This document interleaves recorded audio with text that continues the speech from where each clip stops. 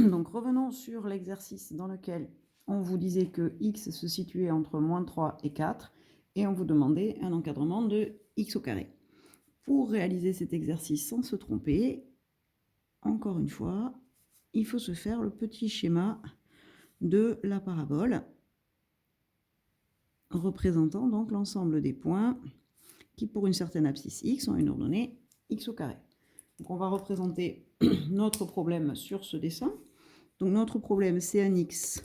Donc l'ensemble, c'est sur l'axe des abscisses que l'on vient représenter les x. Donc nous, il est compris entre moins 3 et 4. Donc ça veut dire que on va avoir tous les points, on va s'intéresser à tous les x situés ici.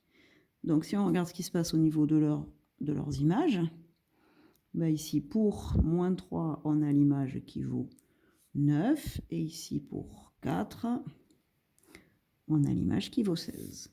Après, si on regarde l'ensemble de toutes les images, de tous les nombres qui sont ici sur l'axe des abscisses représentés en vert, on se rend compte que si on regarde toutes les images, ben ça va être tous les points de la parabole situés entre ce point ici, l'image de moins 3, ce point ici, l'image de moins 4. Et donc, si on les regarde tous, eh bien, on se rend compte que ça descend ici jusqu'à 0. C'est normal. Ici, on avait 0 dans l'image et 0. Et donc, un encadrement de x au carré, ben, quand x est compris entre moins 3 et 4, eh bien, on se rend compte que x au carré, lui, il est compris entre 0 ici au plus bas et au plus haut 16.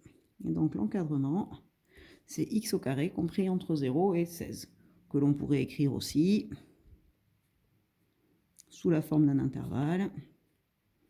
X appartient à l'intervalle 0,16. En tout cas, il faut faire bien attention qu'il y a des points ici qui vont plus bas. Il y a des points dont l'image est inférieure à 9.